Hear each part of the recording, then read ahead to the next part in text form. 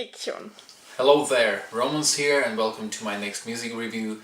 Today it's going to be Steelheart through Worlds of Stardust. Music review. Music review. I'm a big fan of Steelheart. I actually have all of their albums they released so far. And Steelheart for me is a band that has two of the most unique albums I've ever heard. And it's not the first two albums. Steelheart is a band that became popular in the early 90s and they were one of the last bands to come in the era of hair metal / glam rock bands. So all the bands with big hair and hard rock music. And even though this genre was more popular in the 80s, there were still a lot of bands coming out even in the early 90s, and Steelheart were one of them. They were also one of the more popular bands in this genre. When they released their self-titled debut album in 1991, they became quite popular. Why did Steelheart become popular in the first place? Even though they came to the scene pretty late, so in early 90s, all the hair metal and glam rock thing was already at the end, because in 1992, when they released their second album, grunge happened.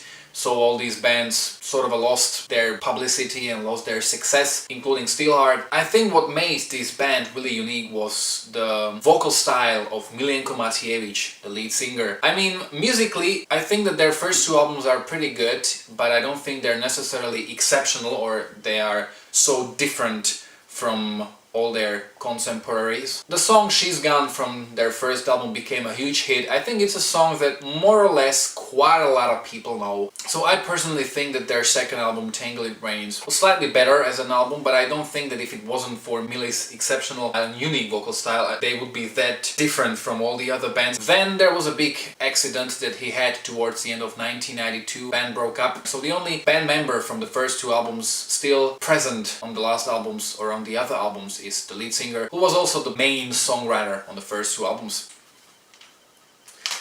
Another record that Steelheart came up with was a record Wait. I actually have a Japanese version, which is pretty rare. Many people argued that Wait was more of a solo record. They were right. You know, there are two ways to look at it. Since Millie was lead songwriter, he could release it under the label Steelheart, but musically it was very different. Album Wait is one of the most unique and exceptional records I've ever heard. I'm talking about Japanese version, which has I think 2 or 3 more songs.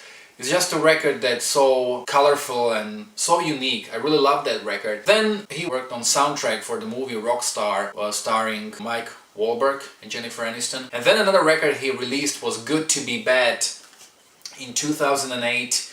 And this was another such a unique and exceptional album. It's like new metal combined with some hard rock. I have never heard anything like these two albums, and therefore I always thought very highly of Milenko Matijevic, not only as a singer but also as a songwriter, because these two albums are just so unique and special. It took him a very long time to come up with a follow-up record. To be honest, I had pretty high expectations for this album, as it's been 9 years since the last album, and I think that Good to Be Bad, despite fans not really liking that album that much, I think it was exceptional. I really like musicians who try to push the boundaries of what they can do and try to evolve, try to experiment. And I really think that I would call his last albums art rock. I always consider art rock to be a style of a musician who creates something really unique and not really heard before. I've heard the new album 7 times. It's gonna be released on the 15th of September 2017, so let's see how did the new album turn out. The very first single that was released from this album was a song called Got Me Running, and a lot of people seem to be very happy about the song being sort of an old school, or maybe having slightly early 90s / hard rock kind of vibe, similar to the first two albums. I must say that I don't want to say afraid, but I started thinking about musicians in their 50s maybe going back to their roots and not trying to experiment anymore. I was afraid that this record may turn out like that. Afraid more in the terms of like that record being a step back rather than step forward. Of course, there's a question, how far can you go in experimentations? But this song, along with the song My Dirty Girl, these two songs are the two of the songs that will give you a slight nostalgia of the first two albums, but they are combined with a lot of modern elements and modern production. I really like how Millie makes 90s hard rock his own thing, and he creates music that's not really repetitive or comparable with other bands. Then you've got songs like Streamline Savings, Come Inside, My World, You Got Me Twisted. All of these songs could easily make it to the previous album, Good to Be Bad. They are also a combination of a new metal / modern rock / hard rock. I really like how he has his own style, and you know, it really sounds like not much has changed since 2008. A funny thing happened to me when I was listening to this record. There's a song called Streamline Savings, that's the first song of the album, and there's a part, Until the End of Time. And when I was listening to that, I was like, what the hell? That song reminded me of something. I was thinking so heavily, like, what the hell does it remind me of? And eventually I remembered, 3 years ago I have recorded a song with a friend of mine called Steelheart. It's a song called Ready to Fight. You can find the link in the description below. And the song has that part, Until the End of Time. And it was like funny, I have recorded bass and lead and backing vocals. And I was thinking like, where did I hear that? Like, which song does it have? And then I was like, okay, it's one of the songs I have recorded, so I guess I must have forgotten. Also, the record can be sort of like divided into 2 parts. The first 5 songs are heavy, and then the rest of the songs are more like ballads, excluding the song You Got Me Running. The song Lips of Rain was really very interesting song. It kind of reminds me of 90s piano ballads in the style of Backstreet Boys or Mariah Carey. The chorus really reminds me a lot of the 2 songs, Wherever You Will Go by The Calling, I mean the verses, but also the chorus of Duran Duran's Ordinary World. And there is even a moment in the middle of the song where you get a sort of a Wait kind of vibe. It's the 3rd album from Steelheart, Wait, and the title track, Wait. There is some similarity between the 2 songs. The 7th song, With Love We Live Again, that was a song where I immediately remembered the song Shangri-La from the 1996 Wait album.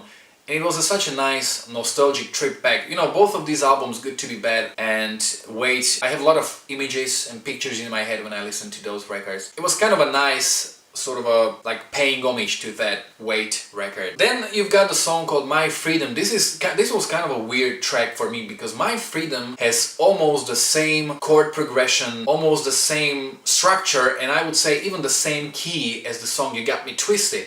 You know, if you listen to the song My Freedom, you can sing the chorus, You Got Me Twisted, into that. And it's like, it's kind of a weird thing. I would probably never put 2 songs like that on the same record from a perspective of a songwriter. I know that the Japanese version of this album contains You Got Me Twisted acoustic version. And when I was listening to that record, I was like, what? The 7th track is the acoustic version? Isn't that kind of a weird? But no, it was a different track. It's the same thing with the song My World, which also has very similar chorus to You Got Me Twisted at certain moments. The last song on the album is called I'm So In Love With You, which is a piano ballad. It gets pretty dark sometimes. I would say that it's maybe something you haven't heard from Steelheart before. Maybe it's a little similar to Mama Don't You Cry, but it's slightly more dark. I think that the arrangements are a huge part of this album because songs in general are not very complicated, not very complex, but it's the arrangements that make them really stand out. It really seems like very little time have passed since the release of Good to Be Bad and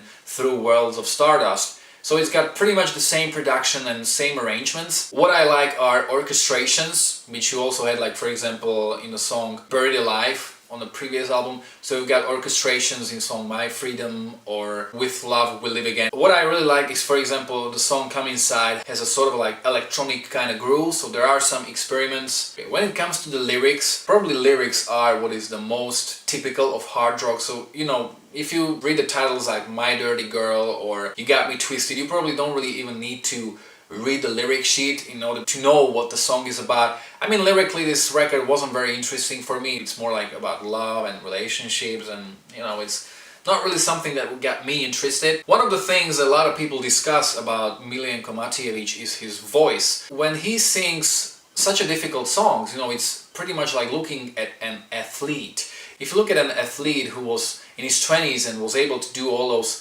physical things, it's kind of an obvious thing that once he is 40 and older, he probably won't be able to do the stuff he was when he was young. A lot of people seem to say that his voice is lost and stuff like that. I wouldn't necessarily say it's lost. You know, what I really like is that what made Steelheart special on the first two albums is his vocal style. He was using a lot of high notes. You know, you had bands like AC/DC, but this was different because he was using high notes more like in a clear way. And I really like how he used them on Good to Be Bad album, because he used them in a very modern way. It didn't really sound old school. You didn't have to say, oh, that voice doesn't suit modern rock. No, it did. You know, he did it in his own way. And the new album pretty much follows the same trend. You've got a lot of high notes. I think that they sound pretty interesting. They are kind of like an artistic tool. I like them in the songs. But what I would say, and this is something that I have witnessed on the album Wait, his mid-range just got so powerful that I don't think he really needs to sing high notes anymore. I used to say that Millie is one of the singers that sort of lost most of his ability to sing. I must say that after watching some of the live performances, I was wrong, because he's actually still pretty good as a singer. I really like his vocal performance on this album. There are, I think that in his higher mids, there are like 2 tones that don't sound good anymore. But the rest of his vocal range is still there and still sounds great. And you know, many times I had the feeling like he was in his 20s when he was singing. And you've got all the typical high notes like you will get that on this record, albeit in a very different way. Okay, so the final score.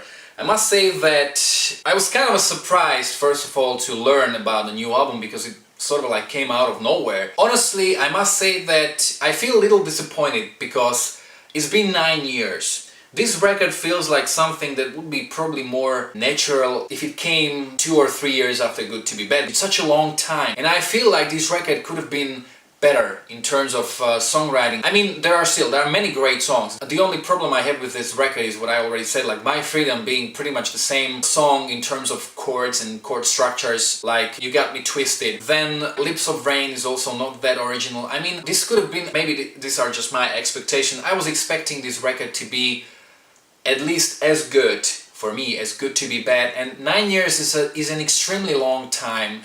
And I just think that this record could have been much better. It just seems to me like a wasted potential, even though I might be actually one of a very few people to say that, because as I said, I kind of feel like fans of Steelheart, most of whom prefer the first 2 albums, are not that fond of their next 2 albums. So therefore I decided to give this album 7 points out of 10. So I think that this is a pretty good record still. I mean, most of the songs are really good. If you like Steelheart, the first 2 albums, I don't think you will really like this one. If you like traditional hard rock, 90s, 80s, sort of a retro kind of style, this is probably not for you.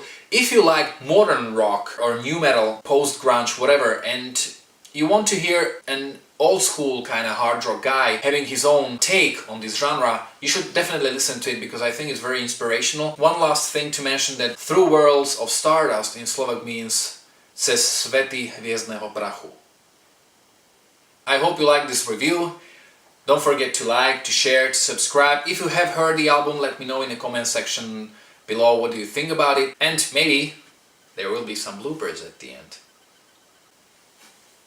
Music review. I think that their second album, Tangled Rains, was a much better album. I'm so sorry. Bless you. So yeah, I'm actually right. That's what we say in Slovakia. If somebody sneezes, we say, yeah, you're right. Just second time. Okay, it's not funny the second time around, you know. No, there's no... I didn't say that.